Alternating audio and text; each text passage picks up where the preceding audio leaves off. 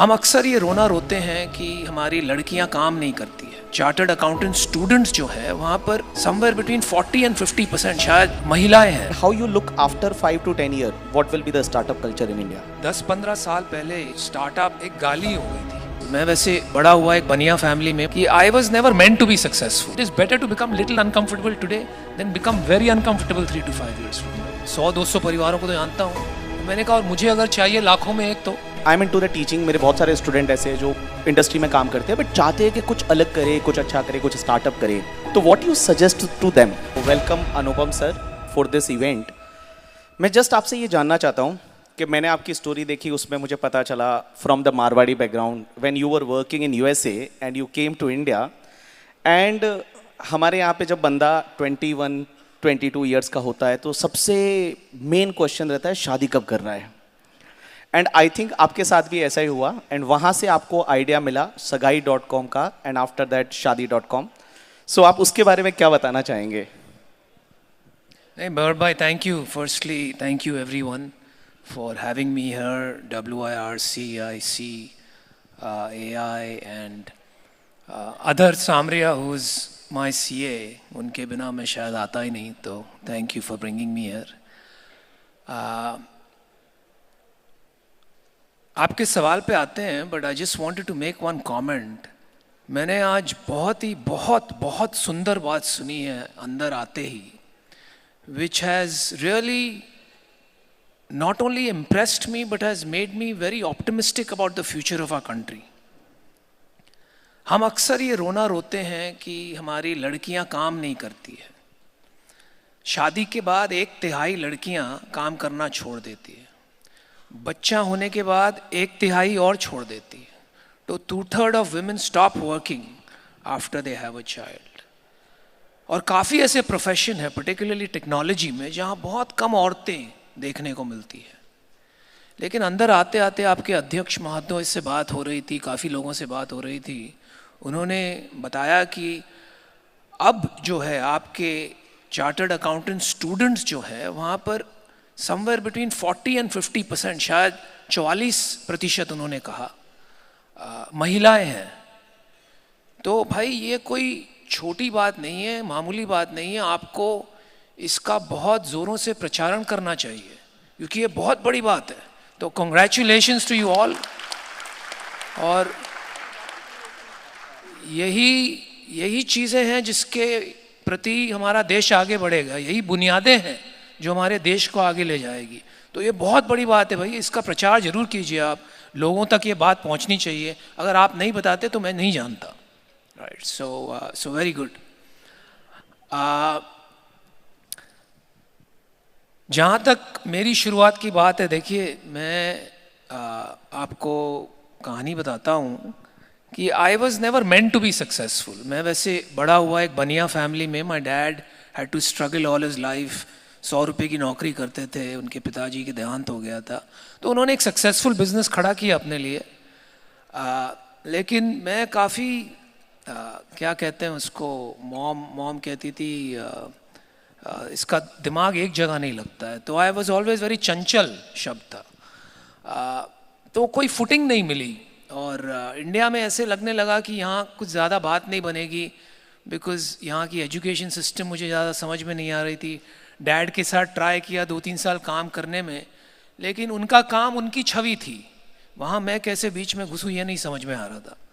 तो then I went to the US and there I was very influenced by the consumer internet. जो revolution चला था late 90s में, मुझे लगा कि यार दुनिया में लग रहा है आगे चल के सारा काम इंटरनेट पर ही होगा। तो जब मैं वापस नहीं आया था, मैं छुट्टियों के लिए आया था। मैं वहाँ काम करने लगा था पढ़ाई के बाद and I came back for a few days. तो एक मेरे कोई मिलने आया मुझसे, मेरे पिताजी का दोस्त बनकर, मित्र बनकर, और उन्होंने कहा कि भाई आप कब तक हो यहाँ पर। तो बातों में समझ में आ गया भाई ये कोई दोस्त नहीं है, ये मेरा रिश्ता कराने आए हैं। और यहाँ पर मारवाड़ी कितने हैं? काफ़ी। अरे वाह, मुझे पता ही होना चाहिए। तो बाकी गुजराती होंगे और क्या।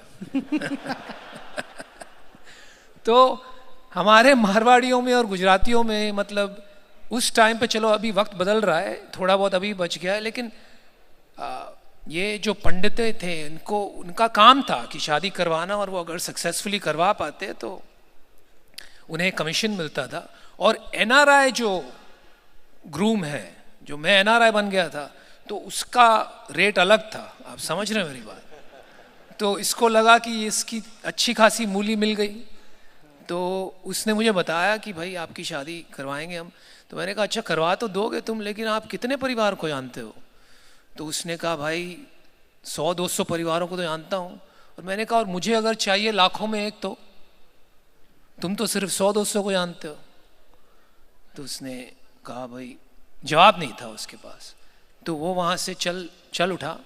लेकिन एक आइडिया पैदा हो गई, एक जर्म पैदा हो गया कि इसको इंटरनेट पे डाल देते हैं, फिर लाखों में क्यों, लोगों को करोड़ों में एक मिलेगी। तो मैं वापस चला गया यूएस। बात रही जहन में।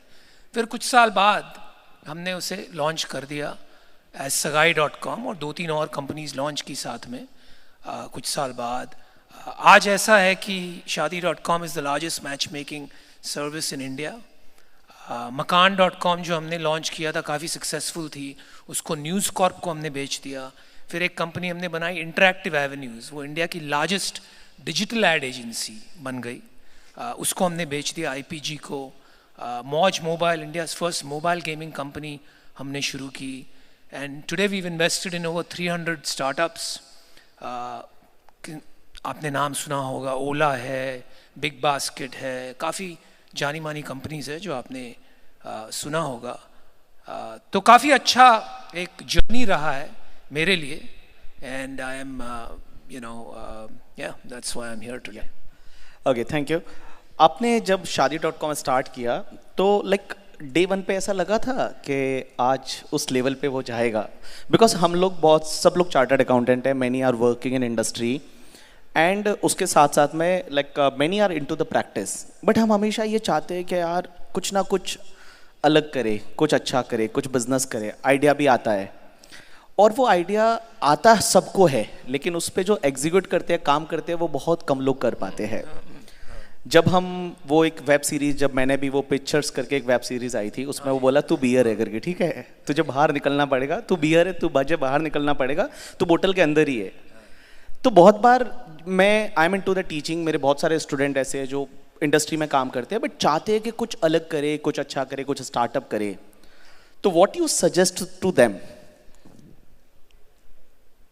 कि वो स्पार्क कैसे लाए? साहब ऐसा है ना कि भंवर भाई, जब मैंने आपने 2-3 सवाल पूछे तो मैं कोशिश करता हूँ जवाब देना। पहली बात तो ये है कि मैंने शुरू किया तो मैंने सोचा था shaadi.com और मेरी अलग अलग जो कंपनियां मैंने बढ़ाई, इससे कहीं गुना ज़्यादा बड़ी बन जाएगी। जब आप बहुत यंग होते हो ना, तो आप में कोई लिमिटेशन नहीं होता है सोच की, कोई डर नहीं होता है। डर जब पैदा होता है जब खोने के लिए कुछ होता है। तो जब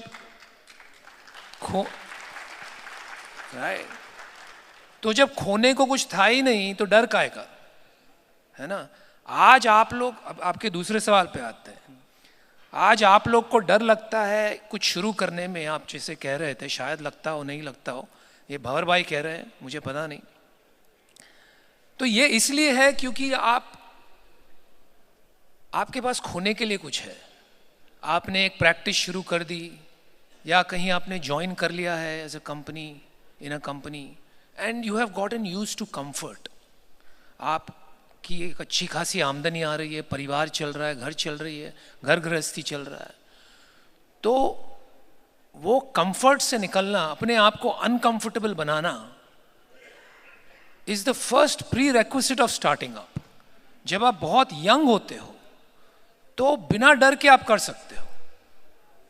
मेरे लिए क्या फायदा था कि डैड का बिजनेस काफी सक्सेसफुल हो गया था, राइट। तो मुझे ये लगता था यार, लगता क्या था, इतना सोचा ही नहीं, कुछ ना कुछ नहीं तो I always have a fall back. रास्ते पे आ जाएंगे, खाने के पैसे नहीं रहेंगे, ऐसी बात नहीं है, तो कुछ ट्राई करते हैं, और उनका सपोर्ट मिला। आपके पास क्या है? आपके पास एक डिग्री है, एक प्रैक्टिस है। तो अगर आप कुछ अलग करते हो, तो वर्स्ट क्या होगा यार? You can always come back to this life. ये कहीं जाने वाली थोड़ी है, राइट। और मैं तो आपने इतनी साल मेहनत की, to earn a CA degree बड़ा मुश्किल का काम है, मैंने तो कभी सोचा भी नहीं, ट्राई भी नहीं किया, लेकिन आप लोग ने वो डिग्री पास की and you built a successful practice. अभी उसका और फायदा उठाओ यार, मतलब एक प्रैक्टिस तो कर लिया आप, साथ में और भी बड़ा सोचो, राइट। और मैं दो चीज़ आपको बताता हूँ, आपकी सबसे, आप उसको ब्लेसिंग सोचिए या आप उसको कर्स सोचिए, ये मैं आपके ऊपर छोड़ दूंगा, right, but you think about it hard. सबसे पहले तो टेक्नोलॉजी जिस तेजी से आपकी तरफ आ रहा है ना, आप समझ भी नहीं पाओगे। मैं एक कंपनी का उदाहरण देता हूं आपको, और मैं थैंकफुली उसमें इन्वेस्टर हूं, राइट। ये एक कंपनी है यूएस में, जेनी नाम है इसका, आप देखना जरूर, ZENI, राइट, जेनी।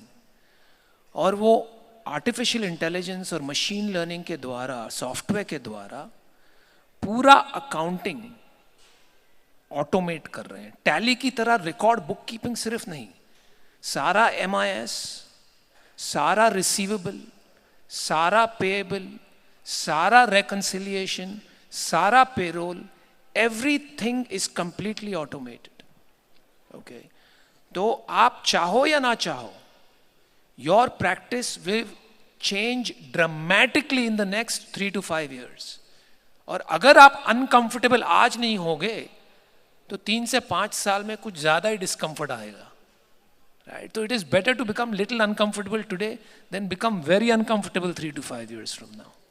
ठीक है, तो एक तो ये बात है, that is why I think you should venture out. और दूसरी बात ये है, और ये एक स्विच है, आपकी ताकत है कि आप जो फाइनेंशियल डिसिप्लिन और गवर्नेंस ला सकते हो। Most startup founders I meet, और मैं बहुत हजारों को मिलता हूं, मैं सबसे पहले उनको एक पेन देता हूं, बोलता हूं बोर्ड पे जाओ, तेरा P&L बता मुझे। 90% of them cannot right a P&L। उनको प्रोडक्ट समझ में आता है, कस्टमर समझ में आता है, P&L नहीं समझ में आता, राइट। आपकी ताकत यह है कि आप एक एक चीज समझते हो फाइनेंस में, लेकिन कहाँ एक हद तक ये एक कमजोरी भी है, because accounting is a record of the past, right, but building a startup is a vision for the future. तो अगर एक पैर आप वहां रख सकते हो और एक पैर आगे रख सकते हो, then you can become dangerous. लेकिन अगर आपके दोनों पैर ऑफ पास्ट रिकॉर्ड के काम में हैं, then you will always be seen as compliance people. Compliance people का value इतना ही होता है, right? So that would be my input. Okay, thank you, sir. Okay, in India, like इसी से मैं connect करना चाहूँगा, sir. Actually, I am teacher. I am teaching to the CA student only. So when I started teaching, so मेरे मन में भी ऐसा था, मेरे को बैंक में जॉब लगी थी, I left the job and I started teaching. तो ऐसा लगता था टीचिंग में अगर अनसक्सेसफुल हुए तो क्या होगा। तो मेरे पास हमेशा एक प्लेटफॉर्म था कि मेरे पास डिग्री है, मैं कहीं भी काम करूंगा तो मुझे 50-60 हज़ार तो मिल ही जाएगा। दैट प्लेटफॉर्म और that security gives the CA degree, sir. और बाकी जितने भी लोग हैं उनसे भी मैं यही बोलना चाहूँगा कि if you want to start some startup and all, please try to do this. And initially CA बनने के बाद ही आप 2-3-4 साल है वो उसमें इन्वेस्ट करो, एंड लाइक कहीं भी जा सकते हैं फ्यूचर में। सर अनुपम सर, आज के स्टार्टअप को वैल्यूएशन को लेके अगर बात करें तो वैल्यूएशन को लेके बहुत बार ये सुनने में मिलता है कि स्टार्टअप का जो वैल्यूएशन है that is the bubble, and we have certain example from last 3-4 year हम देख रहे हैं, जैसे एडटेक में स्पेशली बाइजू है जिसका वैल्यूएशन कहाँ पे था, एंड आज की डेट में they are not having money to pay the salary also. तो व्हाट यू सी कि लाइक वैल्यूएशन कितना जस्टिफाइबल है इंडियन स्टार्टअप कल्चर में? देखिए, इसको मतलब सबसे पहले तो हमको स्टार्टअप की परिभाषा देनी पड़ेगी अगर मैं इसको अच्छे से जवाब दूं, but let us use a more general view broadly, ठीक है।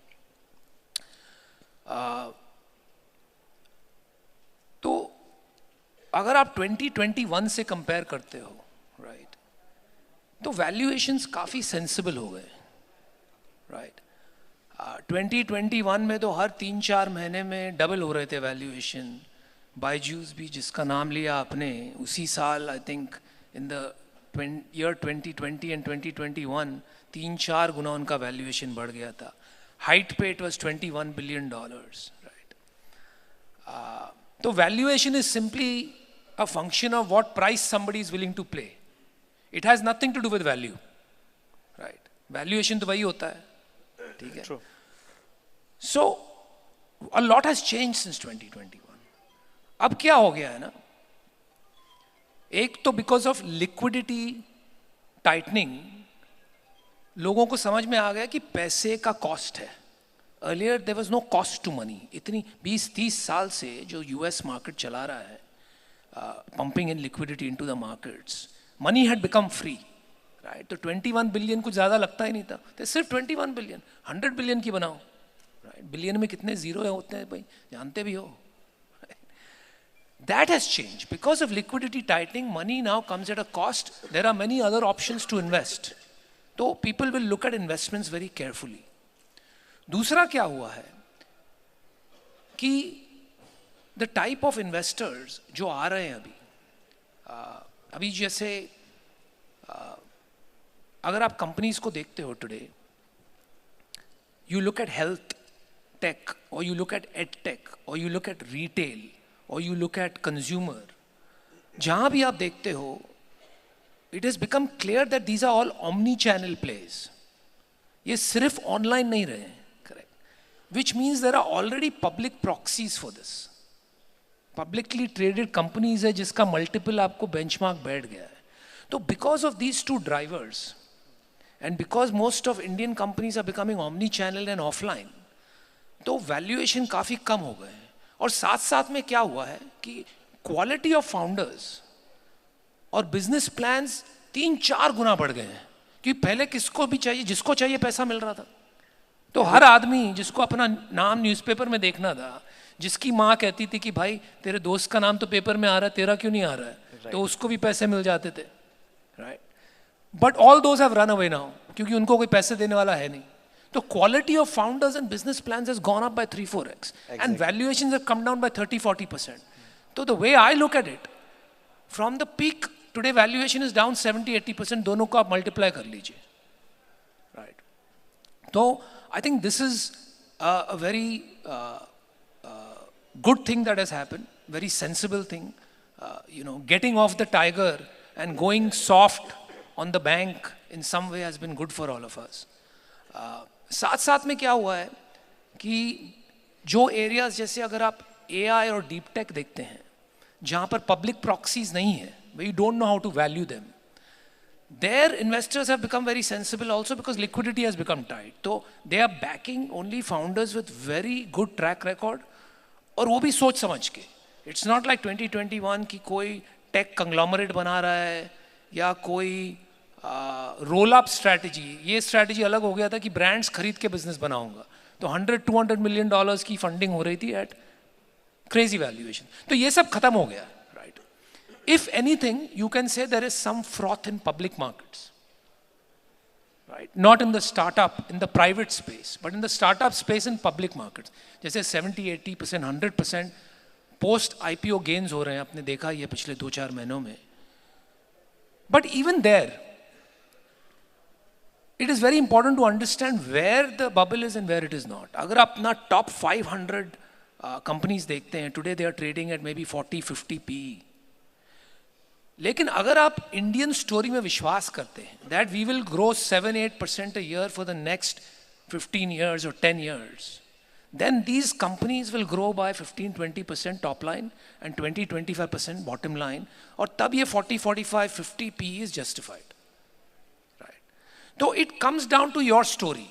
If your story is that India will not grow as fast, it will only go 3-4%, and inflation will be persistently high, then you should not invest. Then there is a bubble. But if your story is different, then there is no bubble. If you believe in the India story, right? So I think it depends on your story as well, and that's what startup investing is all about. Yes, exactly. मैं भी अभी एक edtech founder का interview देख रहा था कुछ time पहले ऑन द यूट्यूब. तो उन्होंने बताया कि हमारे पास पहले पैसा आया तो हमने बहुत खर्च किया. वो बच्चों को पढ़ा रहे हैं, बट साथ साथ में वो IPL के को स्पॉन्सर है. अच्छा. उन्होंने बोला कि वो हमको ज़रूरत थी नहीं उस डेट पे, बट हमारे पास पैसा आ रहा था तो हमने वो पैसा बहाया पानी की तरह. And now they realise, and वो जितना एडवर्टाइजमेंट वगैरह था पूरा कर्टेल किया, and they are focusing to their main service, जो उनका एग्जैक्टली जो प्रोडक्ट है उस प्रोडक्ट पे ध्यान देने लग गए. तो sir in the shark tank and all हमने बहुत सारा देखा है कि you evaluate the businesses and after that you make the investment. तो जब भी आपके सामने कोई ऐसा स्टार्टअप वाला बंदा आता है जो बोलता है कि मेरे पास ये आइडिया है, मुझे इतना पैसा चाहिए, तो व्हाट पैरामीटर आप उसमें चेक करते हैं कि यार ये 2-3 चीज़ें टिक हो गई, then I will invest, otherwise I will not invest. देखिए वही स्टार्टअप वाले जिसको आपने इंटरव्यू किया था ना, शायद उसने एक बार मुझे कहा था कि we will be the biggest internet company in the world, in India. Edtech company है, but not edtech company. We will be the biggest internet company in India. मैंने कहा वो कैसे भाई, तुम तो एजुकेशन करते हो. उन्होंने कहा because edtech education is the biggest cost of a family in India. तो if I can take that then I will be the biggest internet company in India. I said वाह, ताली बजाने लायक काम बात है, but it is highly foolish. Exactly. It makes no sense, right? तो आपका सवाल का जवाब देते, what we look at first therefore exactly is a realistic, जो मैं देखता हूँ कि भाई ये टैम आपका रियलिस्टिक है कि नहीं, टोटल एड्रेसेबल मार्केट. अगर आप ऐसी बातें करते हो कि आई will be the biggest internet company in India because I am in edtech, तो मैं सर्टनली इन्वेस्ट नहीं करता हूँ. मुझे ये देखना है कि आपका रियलिस्टिक टाइम क्या है. बॉटम अप अगर आप बिल्ड करते हो टाइम को तो वो क्या है, right. The second thing I look at is team. और टीम से मतलब nobody wants to invest in a bad team, right.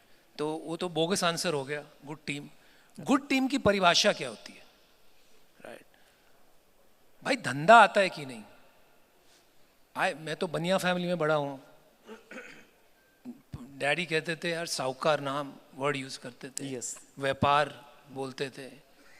मैं हमेशा कहता था यार पैसे पैसे. वो कहते थे पीसा की बात को नहीं, बनिया है तो मुनाफा होना चाहिए, है ना.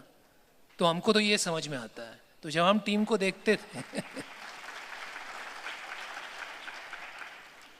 तो जब हम टीम को देखते हैं तो हम देखते हैं भाई इसको धंधा समझ में आता है कि नहीं, बनिया बुद्धि है कि नहीं, बनिया हो या ना हो, बनिया बुद्धि है कि नहीं, राइट. और एक और चीज़ देखते हैं हम टीम में कि ये फाउंडर्स एक दूसरे को कब से जानते हैं. क्योंकि आजकल के स्टार्टअप्स में क्या है, पहले हमारे डैड के ज़माने में तो एक ही बंदा अपना बिजनेस शुरू करता था. कभी कभी पार्टनरशिप होती थी, लेकिन ज़्यादा करके लोग अपना बिजनेस शुरू करते थे. आजकल मिलके 2-3 लोग करते हैं. तो हम ये देखते हैं कि भाई इनकी हिस्ट्री क्या है. कम से कम 5 साल एक दूसरे को जानते हैं. हम मतलब कितना मुश्किल है एक इंसान के साथ जीवन बिताना सभी जानते हैं. मैं तो खास करके जानता हूँ क्योंकि shaadi.com है हमारा, राइट. और ऑफिस में तो आप और भी टाइम बिताते हो उसके साथ, घर से ज़्यादा. तो कम से कम 5 साल एक दूसरे को साथ जानते हो आप, 1 साल काम किया है साथ में, तो आपकी हिस्ट्री होनी चाहिए. और केमिस्ट्री और बायोलॉजी ना हो तो बेटर है, ठीक है. तो but history is very important. तो हम ये चीज़ें देखते हैं. साथ में लास्ट थिंग आई से टाइमिंग. उसका मैं आपको उदाहरण देता हूँ एक. जैसे for you also very good example for many of you. आजकल आप देखते हैं कि काफ़ी D2C ब्रांड्स उभर के आ रहे हैं. और हमारे देश में अगर आप देखें तो बहुत सी महिलाएं ऐसी हैं जो घर से केक्स बनाती है, और लाजवाब केक्स बनाती है, या ड्रेसेस बनाती है, या डिज़र्ट्स बनाती है, या राखीज बनाती है, ज्वेलरी बनाती है. और ये सालों से चला आ रहा है, राइट. लेकिन उसका कोई आउटलेट नहीं था. वो किसको रीच नहीं कर पाती थी. इंफ्रास्ट्रक्चर नहीं था डिलीवरी के लिए, पेमेंट कलेक्शन के लिए कोई सुविधा नहीं थी. तो वो अपना काम बढ़ाए तो कैसे बढ़ाए. लेकिन आज ये सारी चीज़ आपको out of the box available है. तो timing is very good for many D2C businesses. तो अगर आपके घर में महिलाएं हैं या आप खुद करना चाहते हो तो देखिए this is the right time to do it. उनको बढ़ावा दीजिए, राइट. सो टीम, टाइमिंग, ये सिंपलिस्टिकली अगर देखा जाए मेरा मंत्र ये है.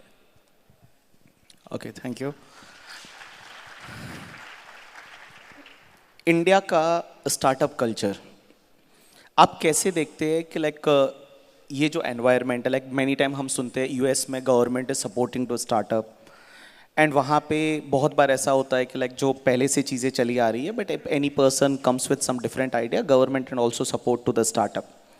As a startup founder and you are investing in various startup, how you see this environment in India? Is it has changed from last 10-15 years? And how you look after 5 to 10 years, what will be the startup culture in India?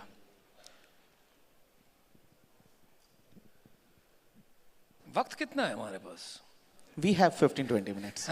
इतना बड़ा सवाल पूछ लिया आपने. मैं कोशिश करता हूँ दो तीन बात आपसे कहने की. बहुत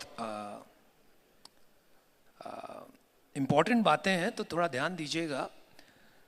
देखिए 10-15 साल पहले स्टार्टअप मतलब एक गाली हो गई थी. आपको मैं एक कहानी बताता हूँ छोटी सी. मेरे पास एक नौजवान आए थे, करीब 12-13-14 साल हो गए, कि भाई मैं ये कंपनी शुरू कर रहा हूँ. आज वो कंपनी काफ़ी बड़ी हो गई है, यूनिकॉर्न बन गई है, अच्छा कर रही है. मैं ये कंपनी शुरू कर रहा हूँ तो आप पैसे डाल दीजिए. उससे दो फायदे होंगे आपके. मैं पैसे रिटर्न भी बहुत सारे करूँगा और मेरी शादी भी हो जाएगी. मैंने कहा भाई ऐसा कैसे? तो उन्होंने कहा कि मेरी एक गर्लफ्रेंड है लेकिन उनके माँ बाप उससे मेरी शादी करने नहीं देंगे क्योंकि I am a startup founder. तो मैंने कहा उसमें क्या प्रॉब्लम है? तो नहीं यार बाहर देखो, आप स्टार्टअप फाउंडर मतलब कभी आप ज़िंदगी में पैसे नहीं बनाओगे, तो वो अपनी बेटी का हाथ मुझे नहीं देंगे. अगर आप पैसे डालोगे तो मुझे वैलिडेशन मिल जाएगा, फिर वो हाँ बोल देंगे. तो मैंने कहा अजीब मजाक लगा रखा है. मैं Shaadi.com खोल के बैठा हूँ और तू मुझसे पैसे लेगा और शादी भी करवाएगा. Right. But I am glad I put money because you know I made a lot out of it. तो उस टाइम एनवायरनमेंट ही नहीं था. राइट.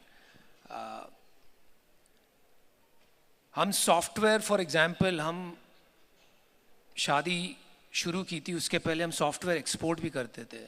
तो अधर जानते हैं अच्छे से ये, सामरिया जी यहाँ पे हैं कहीं, हमारे अकाउंटेंट.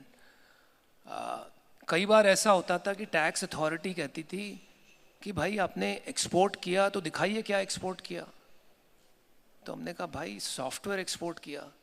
तो उन्होंने कहा एक सैंपल लाओ. तो भाई सैंपल कहाँ से, मतलब सॉफ्टवेयर है भाई. तो ये हाल थे. Right. Today fortunately parents are very happy to give their daughters in hand to marriage to startup founders. तो ये काफ़ी बदल गया है. In fact it has become most desirable. और दूसरा, गवर्नमेंट हैज़ स्टार्टेड अंडरस्टैंडिंग कि बॉस यहाँ तो अच्छा पैसा भी बन सकता है. तो आप देख रहे हो हर एक कंपनी को टैक्स नोटिस जा रहे हैं. Right. But that is a recognition. पहले तो मतलब टैक्स नोटिस नहीं जाना भी बुरी बात है, इसका मतलब आपको राइट ऑफ कर दिया उन्होंने.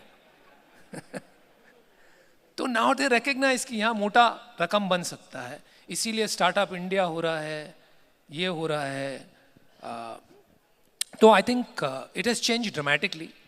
वैल्यू क्रिएशन जो हुआ है, जोमेटो की वैल्यू देख लीजिए, it's become one of the biggest companies in India. तो पिछले 2-3 साल में जो वैल्यू क्रिएशन उभर के बाहर आया है और जो प्रॉफिटेबिलिटी की तरफ कई बड़ी कंपनीज गई हैं, इससे बहुत साफ नज़र आ गया है कि जो वेस्ट में हुआ यहाँ भी वही होगा. अगर आप वेस्ट में अगर आप देखते हैं, within the top 10 valued companies 7 or 8 are internet startups, digital companies, tech companies. Right. यहाँ पर आज एक भी नहीं है, लेकिन अगले 10 साल में वो हो जाएगा. So it won't be startup culture anymore, it will be tech culture. Startup तो उसे कहते हैं जब you are still trying to find product market fit. हम लूजली वो टर्म को यूज करके सारी टेक कंपनीज उसमें डाल देते हैं. But we are moving from a startup culture to a tech culture. Right. और मेरी ये एक बात आप गौर से सुनिए. आई थिंक इंडिया में ऑफ कोर्स एक बात का मुझे दुख है कि हम पहले तो बुरे से बुरा पाप करते हैं, फिर उसको ठीक कर देते हैं, फिर उसको सेलिब्रेट करते हैं कि अरे देखो ये हमने क्या कर दिया. अभी आपने सब सुना होगा एंजल टैक्स के बारे में. अरे भाई लगाया ही क्यों था? एवरीबडी इज कॉन्ग्रेचुलेटिंग, अरे वहाँ एंजल टैक्स हट गया, but this is the wrong. हम इंडिया में जो कहते हैं ना 2 steps फॉरवर्ड 2 steps बैक, वो आज भी है. फर्क इतना है, now we are 2 steps forward 1 step back, right. तो ये ज़रूरी है इसको ठीक करना. अभी जैसे एक चीज़ अच्छी चल रही है वेस्ट में, जैसे गूगल एप्पल सबकी मोनोपोली बन गई, इंडिया में ये नहीं होने दे रहे हैं. अभी तक इसका क्लैरिफिकेशन आया नहीं है फ्रॉम मोनोपोलिस्टिक, फ्रॉम CCI, लेकिन बहुत जल्द हम एक्सपेक्ट कर रहे हैं. और अब तक मुझे लग रहा है जिस तरह ये सरकार की लीनिंग है वो बन नहीं पाएंगे मोनोपोलीज हमारे देश में. And I hope that is true, क्योंकि उससे हम सब का, स्पेशली आपका काम बढ़ता ही रहेगा, राइट. सरकार कंप्लायंस बढ़ा रही है एक तरफ, वेल डन फॉर यू, है ना. दूसरी तरफ they are trying to keep monopolies away, that means lots of other people will have work. Again very good for you and very good for me. तो ये अच्छा है, ये अच्छी बात है. फाइनली एक बात कहूँगा मैं, और ये थोड़ी पेट्रियोटिज्म की भी बात कह लीजिए या कुछ भी कह लीजिए आप, लेकिन ये मेरा बहुत इमोशनल बात है मेरे लिए और मैं विश्वास करता हूँ इसमें. अगर आप हमारी इंडिया की हिस्ट्री देखें ना, तो हम हमेशा एट डिसएडवांटेज रहे हैं. हम चल रहे हैं भारी वजन लेके, right. We are not free to compete, we are not free to build our dreams and aspirations. हमारी इकोनॉमी आई है from an economy of scarcity, not abundance. Most people रोटी नहीं है खाने को. आज ठीक हुआ है कुछ, लेकिन पहले तो नहीं थी. वो क्या धंधा बनाएंगे. लेकिन हमारी हिस्ट्री आप देखिए, ऐसे हिस्ट्री में क्या हुआ है, जहाँ जहाँ हमको अपॉर्चुनिटी मिली ना, हम अव्वल नंबर बन गए. बेस्ट पहले लगने लगा कि अगर डॉक्टर बने ना तो भाई ये मिजरी से टिकट मिल गई, तो we became the best doctors in the world. फिर पता लगा कि इंजीनियर बनने से अच्छे खासे पैसे मिल जाते हैं, तो we became the best engineers in the world. उसके बाद we became the best CEOs in Silicon Valley. Alphabet, आप कोई भी कंपनी देख लीजिए, right. Google, Microsoft, now run by Indians, right. The top CXOs in the world are becoming Indians, not just tech. अभी वक्त आया है एंटरप्रेन्योर्स का. अगले 10 साल में जो आप मुझे पूछ रहे हैं कि क्या होगा startup culture, firstly it will be global. तो we will become the number 1 entrepreneurs in the world unquestionably.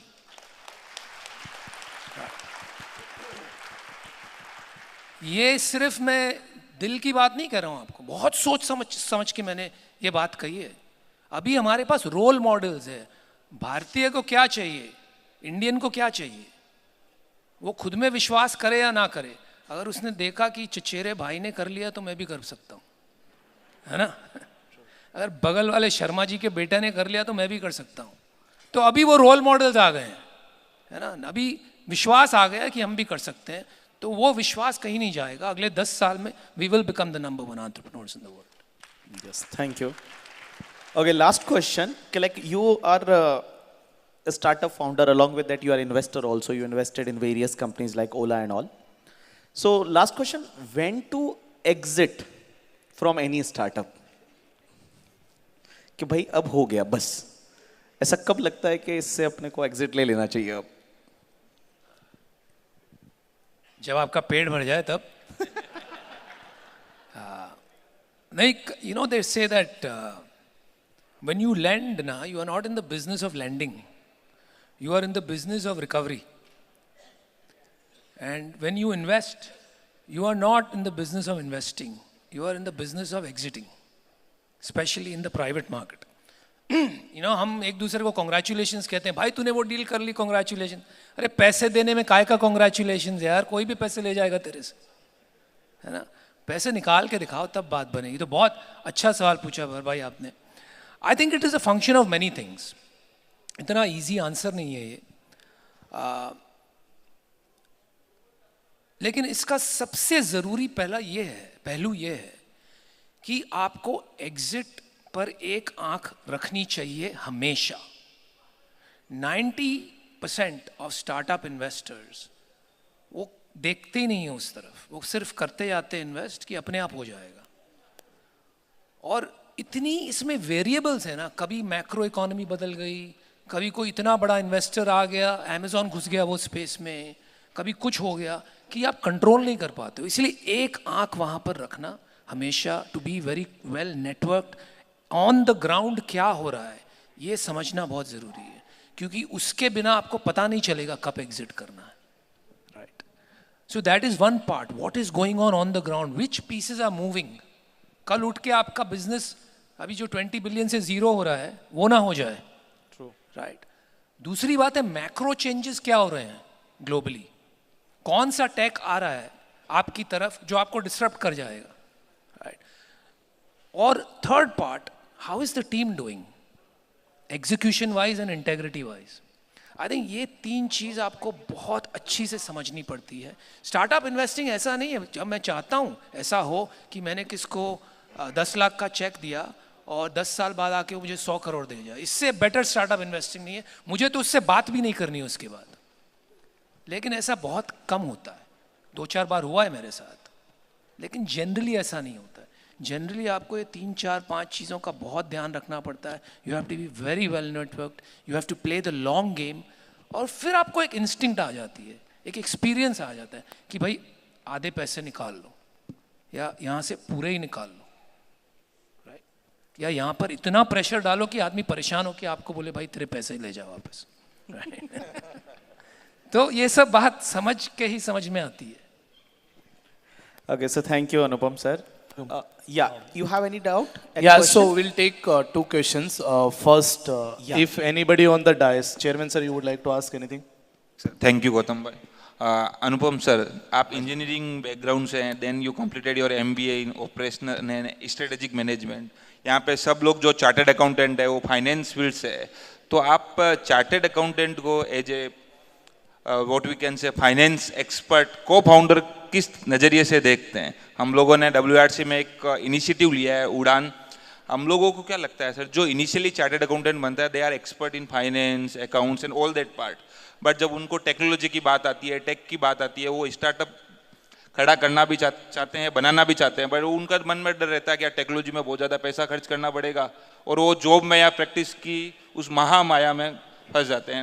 Another side मैं ये भी सोचता हूँ कि भाई इंजीनियरिंग बैकग्राउंड से भी जो लास्ट ईयर के स्टूडेंट्स हैं वो भी सोचते हैं कि इंडिया के जो लोग क्रिटिकल है, जैसे आप बता रहे थे टैक्स अथॉरिटीज जिस तरीके से देखती है, तो वो भी कुछ लोग जो स्टार्टअप्स में घुसना चाहते हैं वो भी जॉब ज्वाइन कर लेते हैं, और एक बार उसमें घुस गए तो डिफिकल्ट है। तो आप एज ए CA हम लोगों को फाउंडर कैसे देखते हैं? यार सबसे पहले तो मैं आपकी गलतफहमी दूर कर देता हूँ। मैंने इंजीनियरिंग की नहीं, तो मैंने हमेशा कॉमर्स पढ़ा है, लेकिन मुझे अच्छी खासी फेंक देता हूँ मैं, तो लोग समझते हैं कि मैं इंजीनियरिंग जानता हूँ।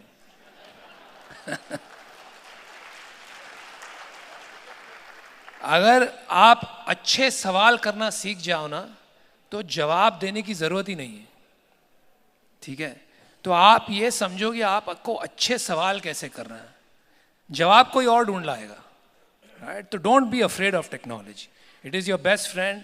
सबकी तरफ आ रहा है, आप में से आधे तो इंस्टाग्राम यूज़ करते ही करते हैं, तो technology you are already consuming, कौन सी बड़ी बात है, राइट? व्हाट्सएप जोक्स फॉरवर्ड कर रहे हैं, that is a use of technology, right?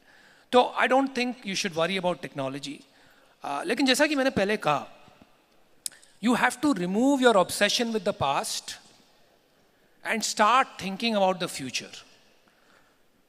अगर आपको स्टार्टअप्स बनाने हैं, अगर आपको नए बिजनेसेस बनाने हैं, आपका जो नॉलेज है, जो एक्सपीरियंस है, एजुकेशन है, वो डिग्री CA की मिली doesn't mean you have to become just a CA, right? You can be a co-founder. मैं बहुत से अभी एंटरप्रेन्योर्स को जानता हूँ जो CAs हैं, राइट? वो आपने उस टाइम सोचा कि CA बनेंगे, आपने वो डिग्री ले ली, लेकिन ऐसा कोई नियम तो भगवान ने बनाया नहीं, जो आपने पढ़ाई की वही करोगे।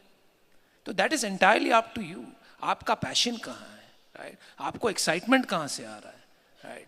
इनफैक्ट मैं तो ये इनपुट दूंगा आप सबको कि इतने सारे एंजल नेटवर्क्स बन रहे हैं, इंडियन एंजल नेटवर्क है, जीतो है, रेन है, राजस्थान एंजल इंडिया। अरे भाई, आपको तो सबका कच्चा चिट्ठा समझ में आता है ना? आपको तो हर धंधे के बारे में पता है। Why don't you start I can, Indian chartered accountants network, है ना? Word will also be nice, I can, right? And आप लोग मिलकर investment कीजिए, थोड़ा थोड़ा पैसा डालिए, right? All of you or some of you, and invest in many companies and play to your strengths. कि आप जानते हैं how to bring financial discipline and governance. Play to that strength. और करते रहिए, शुरू में नुकसान होगा, don't worry, because it is small money from everyone, right? एक अच्छा system डाल लीजिए, and that's how you should go forward. That will give you all more confidence.